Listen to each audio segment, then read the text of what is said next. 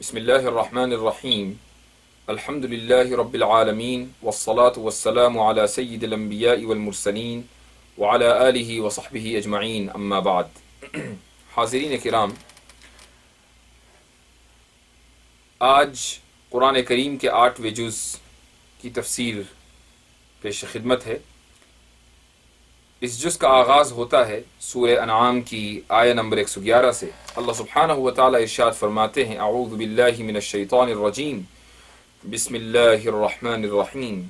وَلَوْ أَنَّنَا نَزَّلْنَا إِلَيْهِمُ الْمَلَائِكَةَ وَكَلَّمَهُمُ الْمَوْتَى وَحَشَرْنَا عَلَيْهِمْ كُلَّ شَيْءٍ قُبُلًا مَا كَانُوا لِيُؤْمِنُوا إِلَّا أَن يَشَاءَ اللَّهُ وَلَكِنَّ أَكْثَرَهُمْ يَجْهَلُونَ۔ دراصل گزشتہ آیات میں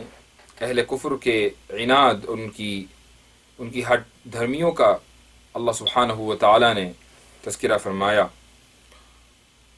کہ کفار ایمان لانے کے لیے مختلف شرطیں رکھتے ہیں۔ اللہ سبحانہ وتعالی اس آیت کے اندر یہ فرما رہے ہیں کہ ہم ان کی جتنی بھی شرطیں ہیں وہ پوری کر دیں، لیکن یہ تب بھی ایمان نہیں لائیں گے۔ اگر یہ کہیں کہ ہم براہ راست ملائکہ ان کے پاس بھیجیں جو ان کو بتائیں کہ جو پیغام ہم نے نازل کیا ہے وہ اللہ کی جانب سے نازل کیا ہوا پیغام ہے، تب بھی یہ ایمان لانے والے نہیں ہیں۔ جو مردے ہیں، جو لوگ مر چکے ہیں، جب وہ اللہ کے سامنے پیش ہوئے یا انہوں نے اس زندگی کا مزہ، اس زندگی کا ذائقہ چکھا، جو زندگی ان کی نگاہوں سے اوجھل تھی اور ان کے سامنے حقائق کھلے، انہیں یقین آ گیا کہ جس چیز کی دعوت ان کو دی جاتی تھی وہ دعوت برحق تھی۔ اگر ہم ان مردوں کو دوبارہ زندہ کر کے ان کے سامنے کھڑا کر دیں اور وہ مردے یہ گواہی دیں کہ ہمیں جو پیغام دیا گیا تھا وہ پیغام برحق تھا، یہ اس کے باوجود بھی ایمان لانے والے نہیں ہیں۔ شرطوں پر ایمان نہیں لایا جاتا۔ اس آیت کے اندر یہی پیغام دیا گیا ہے۔ اور اس کے بعد آیت نمبر 125 میں فَمَن يُرِدِ اللَّهُ أَن يَهْدِيَهُ يَشْرَحْ صَدْرَهُ لِلْإِسْلَامِ۔ اللہ سبحانہ وتعالی یہ فرماتے ہیں کہ جن لوگوں کو اللہ عز و جل ہدایت دینے کا ارادہ فرماتے ہیں، اللہ ان کے سینے کے اندر وسعت پیدا فرما دیتے ہیں، ان کے قلب کے اندر وسعت پیدا فرما دیتے ہیں۔ اور جن کے بارے میں یہ ارادہ ہوتا ہے کہ ان کو گمراہ کر دیا جائے، اللہ سبحانہ وتعالی ان کو تنگ ظرف اور تنگ دل بنا دیا کرتے ہیں۔ ظاہر ہے کہ جو لوگ وسیع الظرف ہوتے ہیں، وسیع القلب ہوتے ہیں، وہ خیر کی بات کو قبول آسانی کے ساتھ کر لیتے ہیں۔ اللہ سبحانہ وتعالی نے جو نشانیاں انسانیت کے لیے پیدا کی ہیں، ان نشانیوں کے اندر غور و فکر کرتے ہیں اور یوں راہیاب اور ہدایت یاب ہو جاتے ہیں۔ لیکن جو لوگ تنگ ظرف ہوتے ہیں، تنگ دل ہوتے ہیں، وہ لوگ اپنے طریقوں کے اوپر تعصب کے ساتھ جمے ہوئے ہوتے ہیں۔ اگر مخالف یا صحیح پیغام بھی ان کے سامنے پیش کر دیا جائے، لیکن تعصب کی عینک لگا کر چونکہ وہ اس پیغام کو دیکھتے ہیں، اس لیے وہ اللہ سبحانہ وتعالی کے اس پیغام کو قبول نہیں کر پاتے۔ تو دراصل ہدایت کا تعلق اللہ سبحانہ وتعالی سے ہے۔ اگر کوئی شخص ہدایت یافتہ ہے تو یہ بھی اللہ تعالیٰ کی مرضی اور اللہ کی توفیق ہے، اور اگر کوئی شخص گمراہ ہے اور ہدایت سے محروم ہے تو یہ بھی اللہ سبحانہ وتعالی کی مرضی ہے اور اس کی منشا ہے۔ اس کے بعد اللہ سبحانہ وتعالی آیت نمبر 136 میں مشرکین کے کچھ عجیب و غریب عقائد کا تذکرہ فرماتے ہیں۔ مثلا ان کا ایک عقیدہ یہ تھا کہ وہ اپنے غلے اور پھلوں کی پیداوار کے 2 حصے کر لیا کرتے تھے۔ اس چیز کا تذکرہ اس آیت کے اندر اللہ سبحانہ وتعالی فرماتے ہیں کہ وَجَعَلُوا لِلَّهِ مِمَّا ذَرَعَ مِنَ الْحَرْثِ وَالْأَنْعَامِ نَصِيبًا، کہ 2 حصے وہ اپنی پیداوار کے کر لیا کرتے تھے، ایک حصہ تو اللہ کے لیے اور ایک حصہ اپنے معبودان باطلہ کے لیے۔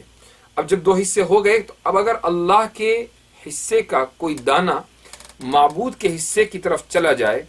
تو وہ اس دانے کو واپس اللہ کے حصے میں نہیں ڈالتے تھے، بلکہ وہ یہ کہتے تھے کہ اللہ تو بے نیاز ہے، اللہ کو کیا ضرورت ہے۔ لیکن اگر اس کا برعکس ہو جائے، یعنی جو معبودان کے لیے جو حصہ، جو ان کے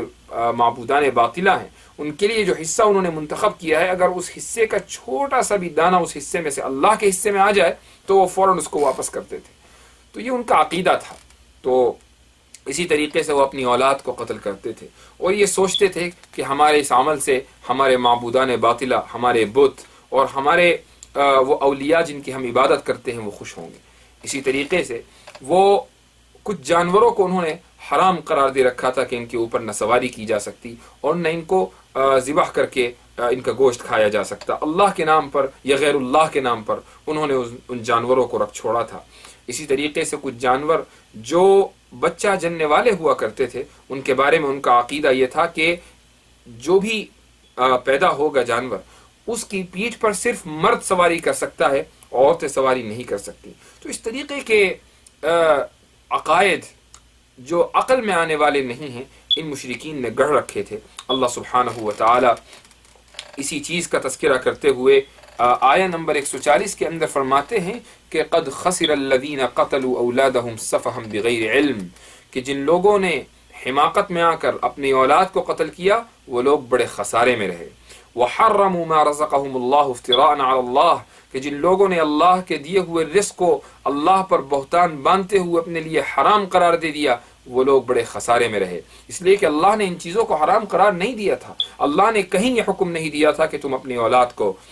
قتل کرو۔ اس کے بعد اللہ سبحانہ و تعالی ارشاد فرماتے ہیں کہ اللہ کی ذات تو وہ ہے کہ جس نے باغات بنائے، جس نے پھل فروٹ پیدا کیے، کہ جس نے زیتون پیدا کی، کہ جس نے انار کے درخت تمہارے لیے لگائے۔ تو اللہ سبحانہ و تعالیٰ کی ذات تو وہ ہے جو تمہیں رزق دیتی ہے، اللہ نے رزق کو تمہارے لیے حلال کیا ہے اور تم ہو کہ اللہ کے اوپر بہتان باندھتے ہوئے اس کے دیے ہوئے رزق کو حرام قرار دے رہے ہو۔ اللہ نے بکریوں کو، بھیڑوں کو، اونٹوں کو تمہارے لیے حلال قرار دیا ہے اور تم ہو کہ ان کو حرام قرار دے رہے ہو۔ اس کے بعد اللہ سبحانہ و تعالی نبی کریم صلی اللہ علیہ وسلم کو مخاطب کرتے ہوئے ارشاد فرماتے ہیں، یہ آیہ نمبر 145 میں کہ قل لا اجد فیما اوحی الی محرما علی طاعم یطعمہ، اے محمد آپ فرما دیجئے کہ جو وحی مجھ پر آئی ہے اس کے اندر میں یہ کہیں نہیں دیکھتا کہ جس میں کھانے پینے کی چیزوں کو حرام قرار دیا گیا ہو۔ ہاں استثناء ہے کن چیزوں کا، مثلا خون ہے تو وہ حرام ہے، خنزیر کا گوشت ہے تو وہ حرام ہے، اور اسی طریقے سے غیر اللہ کے نام پر اگر کوئی جانور ذبح کیا گیا ہے تو وہ حرام ہے۔ ان چیزوں کو تو حرام قرار دیا گیا ہے، لیکن اس کے علاوہ جو رزق اللہ سبحانہ و تعالیٰ نے نازل کیا ہے، اتارا ہے انسان کے لیے، وہ رزق حلال ہے، وہ حرام نہیں ہے۔ اس کے بعد آیہ نمبر 151 میں نبی کریم صلی اللہ علیہ وسلم ارشاد فرماتے ہیں کہ اب میں تمہیں بتاتا ہوں کہ اللہ نے کن چیزوں کو حرام قرار دیا ہے۔ دراصل جن چیزوں کو اللہ نے حلال قرار دیا ان کو تو تم نے حرام قرار دے دیا، ان کو تو تم نے حرام سمجھ لیا، اور جن کو اللہ نے حرام قرار دے رکھا ہے ان کو تم حلال سمجھتے ہو۔ اللہ نے کن چیزوں کو حرام قرار دیا ہے، اس آیت کے اندر ارشاد ہے کہ قل تعالوا اتل ما حرم ربکم علیکم، کہ آؤ آپ کہہ دیجئے کہ اے لوگو آؤ میں تمہیں بتاتا ہوں کہ تمہارے رب نے کن چیزوں کو تمہارے لیے حرام قرار دیا ہے۔ سب سے پہلی چیز یہ ہے کہ تم اللہ کے ساتھ کسی کو شریک نہ ٹھہراؤ۔ اس کے بعد والدین کے ساتھ حسن سلوک کرو، اگر تم حسن سلوک نہیں کرو گے تو یہ تمہارے لیے حرام ہے۔ تم اپنی اولاد کو فقر و فاقہ اور غربت کے خوف سے قتل نہ کرو، یہ تمہارے لیے حرام ہے، اس لیے کہ رزق دینے والے ہم ہیں، اللہ رزاق ہے، تم رزاق نہیں ہو۔ اگر تم یہ سمجھتے ہو کہ فقر و فاقے کے خوف سے تم اپنی اولاد کو قتل کر دو گے اور اس طریقے سے کچھ مال اپنے لیے بچا لو گے اور یوں زندہ رہ لو گے، ہرگز نہیں۔ رزق دینے والا اللہ ہے، تمہیں بھی اللہ ہی رزق دیتا ہے اور تمہاری اولاد کو بھی اللہ ہی رزق دیتا ہے۔ اسی طریقے سے یتیم کے مال کے اندر خرد برد نہ کرو، یہ بھی حرام ہے۔ جو بات کہو وہ عدل و انصاف کے ساتھ کہو اور ناپ تول کے پورا کرو۔ یہ چیزیں ہیں جن کو اللہ سبحانہ و تعالیٰ نے حرام قرار دیا ہے، نہ کہ اللہ کے اتارے ہوئے رزق کو۔ تو اس پورے ان تمام آیتوں کے اندر یہ جو کئی صفحات کے اوپر پھیلی ہوئی ہیں، اللہ سبحانہ و تعالیٰ نے اسی مضمون کو بیان کیا ہے کہ مشرکین نے جو عقائد گڑھ رکھے ہیں، مشرکین نے جو غیر معقول خلاف عقل عقائد گڑھ رکھے ہیں، ان کی کوئی بنیاد نہیں ہے۔ جن حلال چیزوں کو انہوں نے حرام قرار دیا ہے وہ بے بنیاد ہیں۔ اصل حرام چیزیں وہ ہیں کہ جن کو نبی کریم صلی اللہ علیہ وسلم کے اوپر نازل ہونے والی وحی کے اندر اللہ سبحانہ و تعالیٰ نے بیان فرما دیا، جن کا تذکرہ آیہ نمبر 151 اور آیہ نمبر 152 اور 153 کے اندر بیان کیا گیا ہے۔ اس کے بعد اللہ سبحانہ و تعالیٰ نبی کریم صلی اللہ علیہ وسلم کو مخاطب کرتے ہوئے فرماتے ہیں، یہ آیہ نمبر 162 ہے 162، جس میں ارشاد باری ہے کہ قل ان صلاتی ونسکی ومحیای ومماتی للہ رب العالمین، اے نبی آپ کہہ دیجئے کہ میری نماز، میرا حج، میرا مرنا اور میرا جینا یہ سب اللہ کے لیے ہے۔ اسلام نام ہے مکمل انقیاد کا، کمپلیٹ سبمیشن۔ تو اگر کوئی انسان کمپلیٹ سبمیشن اللہ کے سامنے نہیں کرتا، مکمل اطاعت اور فرما برداری اللہ کے لیے نہیں کرتا، تو اس کا اسلام قابل قبول نہیں ہے۔ صرف نماز اور روزے تک ہی بات نہیں ہے، اس کا جینا اور اس کا مرنا یہ سب اللہ کے لیے ہونا چاہیے۔ وہ زندگی کا ایک ایک لمحہ جیتا ہے تو اس کے اندر یہ ضروری ہے کہ وہ لمحہ، جس لمحے کے اندر اس نے سانس لی ہے وہ اللہ کے لیے ہو، اور جس لمحے کے اندر اس نے اپنی سانس، آخری سانس لی ہے اور اپنی آنکھیں بند کی ہیں، تو وہ مرنا بھی اس کا اللہ کے لیے ہو، تبھی اس کا ایمان اور اس کا دین قبول ہے، اس کے بغیر اس کا دین قبول نہیں ہو سکتا۔ تو یوں اس صورت کا 2-3 آیتوں کے بعد آیہ نمبر 165 کے اوپر اختتام ہوتا ہے، اور اس کے بعد شروع ہوتی ہے سورہ اعراف۔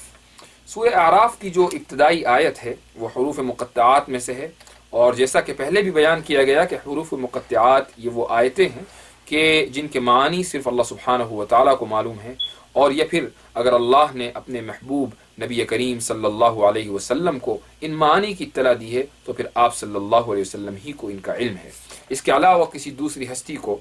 ان حروف مقطعات کے معانی کا علم نہیں ہے۔ سورت کا آغاز ہوتا ہے کہ الف لام میم صاد کتاب انزل الیک فلا یکن فی صدرک حرج منہ لتنذر بہ وذکری للمؤمنین، کہ یہ جو کتاب ہے، جو کتاب مقدس جو آپ پر نازل کی گئی ہے، آپ اس کتاب کے ذریعے لوگوں کو ڈرائیں۔ اس تعلق سے آپ کے دل میں ذرا بھی جھجک نہیں ہونی چاہیے کہ میرے ڈرانے کو لوگ قبول کریں گے یا نہیں۔ آپ کا کام اے محمد صرف ڈرا دینا ہے، آپ کا کام صرف پیغام پہنچا دینا ہے، اس کے بعد پھر اللہ کا کام ہے کہ وہ ہدایت سے نوازیں، ہدایت سے محروم رکھیں۔ اور یہ خطاب نبی کریم صلی اللہ علیہ وسلم کے واسطے سے پوری امت مسلمہ کو ہے، ہر مسلمان کو ہے۔ اس کا کام کیا ہے کہ وہ اللہ کے پیغام کو آگے تک پہنچا دے، اس کا کام یہ ہے کہ وہ اللہ کے میسج کو ان لوگوں تک پہنچا دے جن تک اللہ کا یہ پیغام نہیں پہنچا ہوا ہے، اور پھر یہ دعا کرے اللہ سے کہ اللہ ان کو ہدایت دے دے۔ لیکن اگر وہ ہدایت یافتہ نہیں ہوتے تو اس سے اس کی دل شکنی نہیں ہونی چاہیے، چونکہ ہدایت دینا نہ دینا وہ صرف اللہ سبحانہ و تعالیٰ کا کام ہے۔ اور اس کے بعد آیت نمبر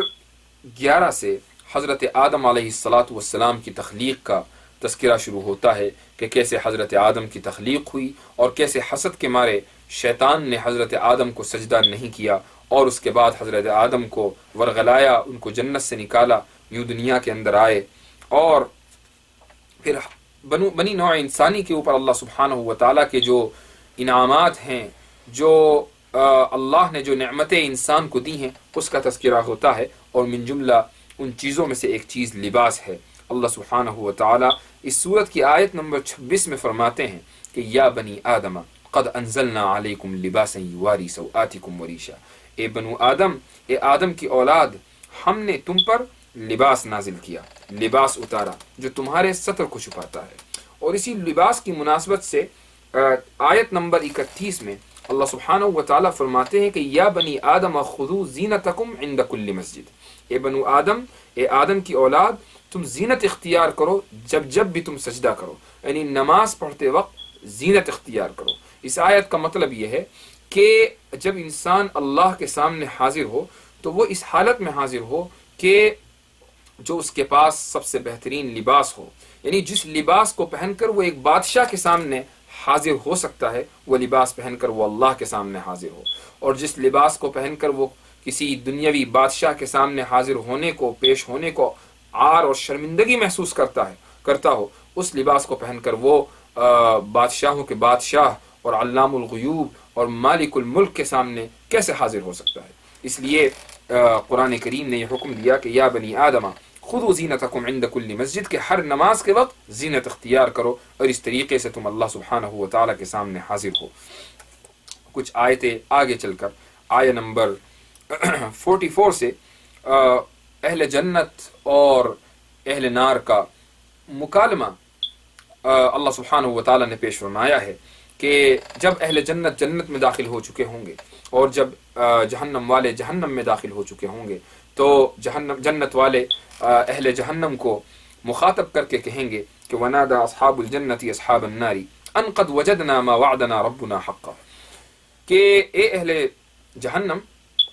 ہمارے رب نے ہم سے جو وعدہ کیا تھا وہ تو ہمیں مل گیا، کیا تمہیں بھی جو تمہارے رب نے تم سے وعدہ کیا تھا وہ مل گیا؟ جہنم والے کہیں گے قالوا نعم، بالکل مل گیا،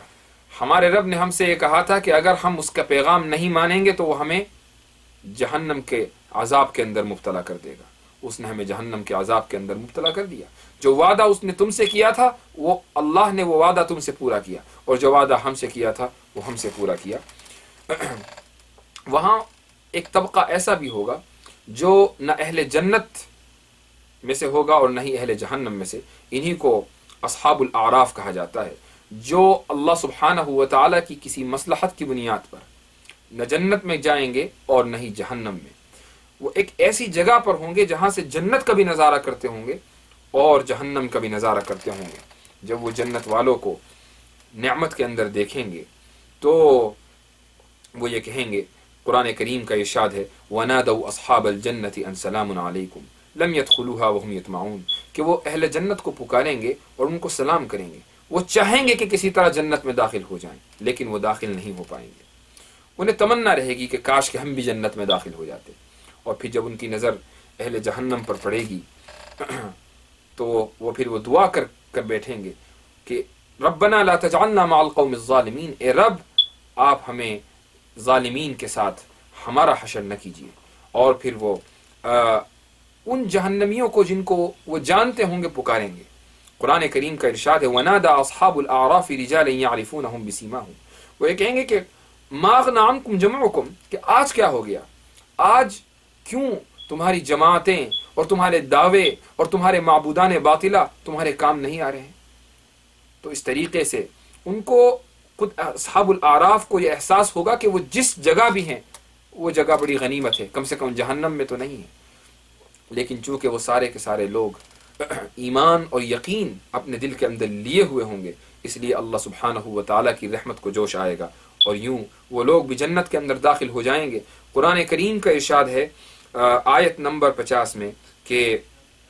آیت نمبر 49 میں کہ ادخلوا الجنت لا خوف علیکم ولا انتم تحزنون، اللہ عز و جل کی جانب سے ارشاد ہوگا کہ اے اہل اعراف تم بھی جنت میں داخل ہو جاؤ، نہ آج تمہیں کسی سے ڈر ہے اور نہ ہی آج تم غم کے اندر مبتلا ہوگے۔ اصحاب النار جب یہ منظر دیکھیں گے کہ اللہ کی رحمت اصحاب الاعراف کی طرف متوجہ ہوئی ہے اور ان کو جنت میں داخل کر دیا گیا، تو وہ لوگ بھی شاید کچھ پر امید ہوں گے اور جنت والوں سے یہ سوال کریں گے کہ ان افیضوا علینا من الماء، کہ کچھ پانی، جنت کی کچھ نعمتیں ہمیں بھی دے دو، لیکن اہل جنت